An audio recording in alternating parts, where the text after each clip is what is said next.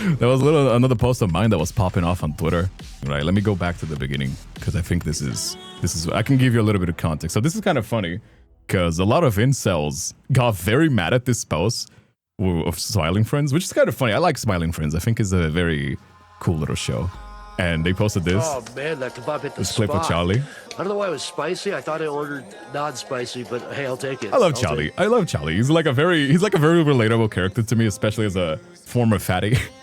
Still kind of chubby. But if you look at the comments, there was like, it's like half women being thirsty as fuck for this character, and the other one's like, ugh. I mean, look at this, look at this. The fact that incels in the world is crazy. Half of my timeline is women wanting to fuck this yellow guy. Please keep slapping your belly. And then like the dudes being like, everyone wants to fuck a fat chud until a fat chud actually pulls up. You know? Or another one. Where's the other one? They don't like him because he's fat and yellow. They like him because he's the current popular thing. It's validation for popularity they really care about. It's like, brother, we cannot explain it to you enough that if a dude is funny, the bar is so low for dudes, it's actually kind of hilarious. If a dude is funny, is a decent person, people are gonna love it. And then I commented, which was kind of like what got a little bit of traction. On a personal note, the times of my life when I most gotten laid was when I was chubby and much more relaxed and chill and comfortable in my skin, instead of like super locked in at the gym. Incels will never think like, what are the qualities that this yellow blob can have that attract women that I don't? It's not that hard.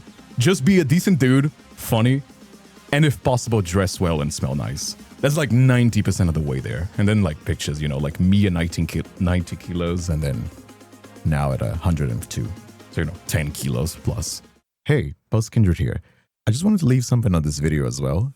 A mutual of mine made an artwork basically talking about this meme or this discussion that people are talking about. And a lot of quote retweets were basically saying like, oh, women like this are just virtual signaling. They would never say this about a real life guy. The only reason they're saying this is because he's fictional and famous. And I just wanted to point out the fact that there's like a legion of women that would do unspeakable things to Queso. Because Queso is just this exact body type, what people are saying. He's a funny, chill guy that's like wholesome, you know, kind of chubby and very charismatic. You know what I mean? With the hoodie even, you know what I mean? Kind of greasy every now and then. It's just the gamer aesthetic. Funny, chubby, maybe nerdy, you know what I mean? Anyway, I just wanted to leave this on the video because I know what people are going to say in the meantime. So anyway, back to the video.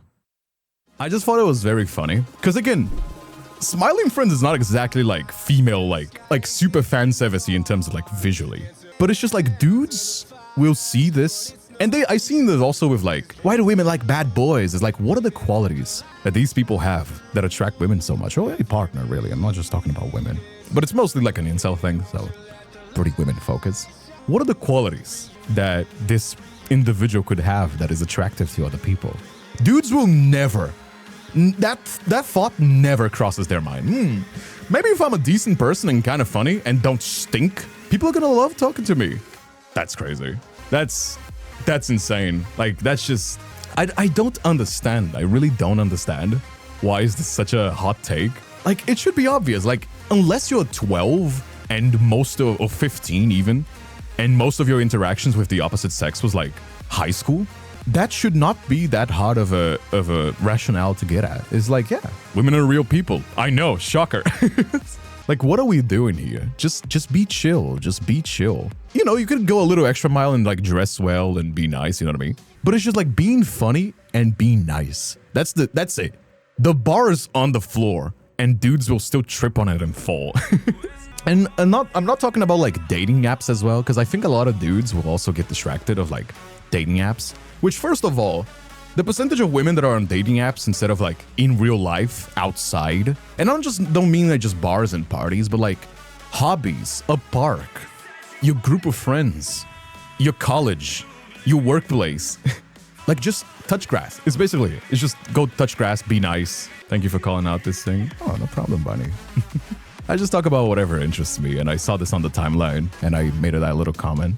As a woman who was always typically male-only spaces, comic books, video games, I never got the weird gender wall. It's also kind of funny, because these dudes will be like, women just don't like nice guys, they only want the chads. These are the same dudes that will like harass women out of like nerdy spaces, video games, comics. And then they're like, oh, why don't women like me? It's just like, I don't know. Like the other dude that was just like flaming the fuck out of these women. And then they're like, oh, women are the reason why I'm low elo. And then we looked at his history and was like, man, a 7-streak loss is crazy. Dating apps are scary sometimes because you never know the person you meet in real life is legit or not. It's also like dating apps are usually full of horrible people. Like it's a self-selecting process. There's a lot of dudes, there's very little women, and the women that are there sometimes are like people that are on dating apps, not just women, dudes as well, that are on dating apps. Usually not exactly, because if they were getting bitches, they wouldn't be on a phone.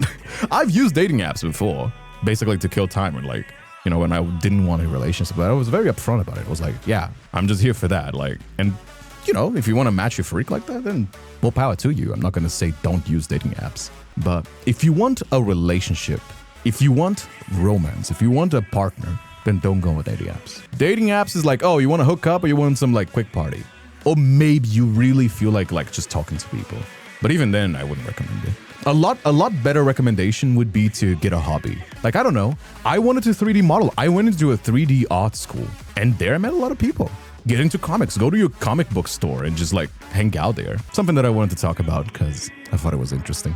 You know, I've seen people, mostly dudes, molding about women being thirsty over Charlie, and they're like, oh, women only like fat, funny guys on the internet. It's just like, my brother in Christ, this is such a common thing that we always talk about. Like, oh, this gorgeous woman dating this like really scruffy guy because he's funny.